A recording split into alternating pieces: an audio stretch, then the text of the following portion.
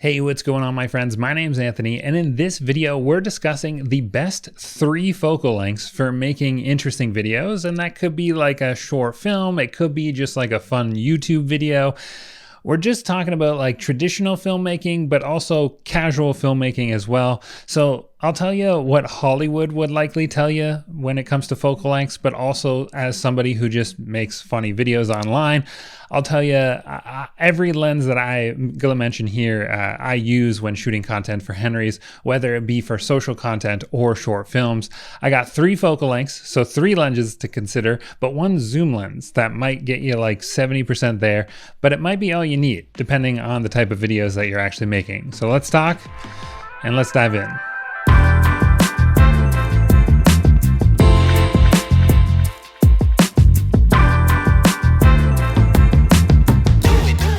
So there are really 3 types of shots that a good storyteller wants to get, right? One is going to be a wide shot that establishes the scene.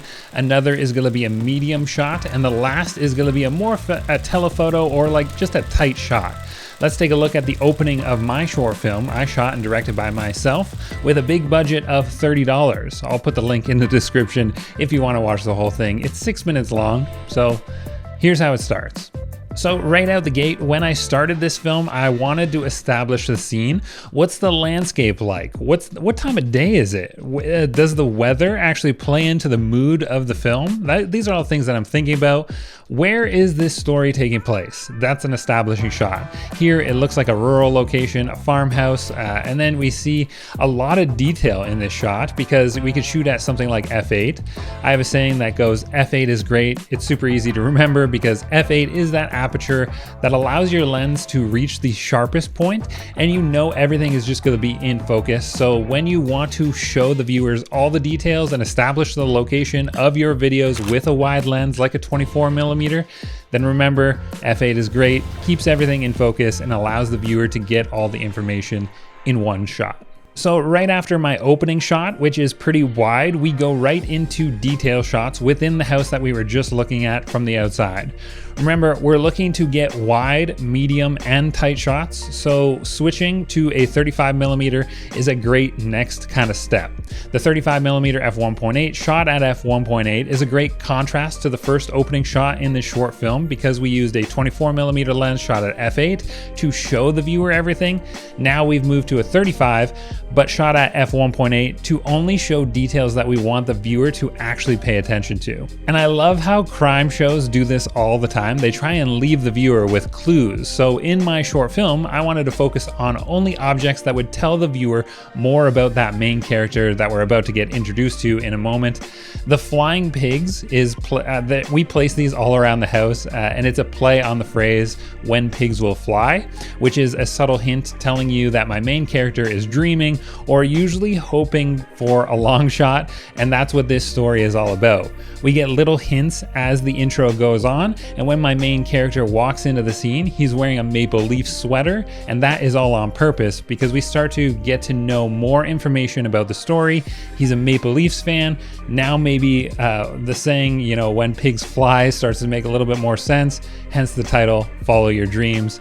And this story is really all about that. Even the medium shot of the wooden dummy is placed in a stance that looks like he's about to either play tennis or maybe like hit a ping pong ball.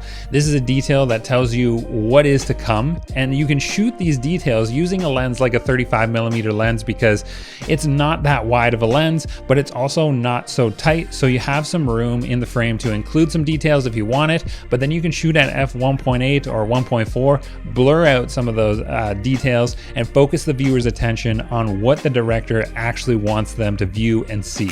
So we covered the wide, we went to medium shot, so next is the tight shot, and usually this type of shot is shot with either a 50mm or an 85mm lens.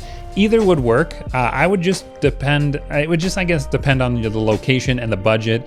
The 50mm lens can be had for a very small amount of money. I like shooting with this for either dialog or OTS shots. This stands for over the shoulder, and I love shooting these OTS shots and really playing with people's reactions to things other characters are saying, which is really fun. Here in my short film, I need a shot clearly showing my character eating a fortune cookie and reading what's on that fortune fortune cookie, because it's the fortune cookie that tells my main character to follow his dreams, and that's what actually forces my main character to progress in his story. So for these shots, a 50mm would be perfect because it's tight and I blurred the background out as much as I can. So that way we're focused on the character eating that fortune cookie, but then we also made our own fortune cookie that says follow your dreams, and that's when our story starts to take off. Like I said, the 50mm is a great lens when you need a close-up on someone's face, and this lens can actually make actresses and actors look a little bit more attractive. There's next to no distortion when you're at this focal length, so this character's nose won't look huge, or like Will Smith's ears won't look so stuck out if you're getting a close-up on his face, which is great, and that's why the 50mm is awesome. I'm sorry. That last hand nearly killed me. So to get all of these focal lengths can kind of be pricey, but what if you're looking for one lens to do it all? Well, there's only one lens that actually comes to mind, and it's not inexpensive, unfortunately, but you do get 70% of everything that I just talked about. The 16-35 f2.8 is a lens that a ton of YouTubers are using to make short films, especially POV or like vlog style videos, which are ending up on YouTube. And if you're a solo filmmaker and like to be in front of the camera, then this is the best choice for that type of filmmaker. If you can get really wide, and the viewers feel kind of like they're in the room talking to you, right? And you can get a more medium field of view, that being at 35mm. With the aperture of 2.8, you can still get really nice out of focus backgrounds, especially on a full frame camera. So this would be a top pick if you're just looking for one lens to do it all. Sure, you're going to be missing out on the 50mm lens, but that's likely the least expensive out of the bunch that we just mentioned. So this could be like an addition if you feel like you need it. Depends on the type of videos, of course, that you're making. For me, I love it, but if I only made like home videos, family content, or vlogs, I would just likely use the 16-35 and call it a day. Maybe that 50mm is a little bit unnecessary. So let me know what you think. If I'm missing a favorite, let me know in the comments down below. For me, the 35mm is the most versatile. That's the first lens that I get when switching to a new camera brand. It's the lens that I'm currently using right now. I love the f1.8 lens. It can be had for not a crazy amount of money. So if you're interested, check out the links in the description of this video. I'll include a link to my short film down there as well. My name's Anthony, and I'll see you in the next one.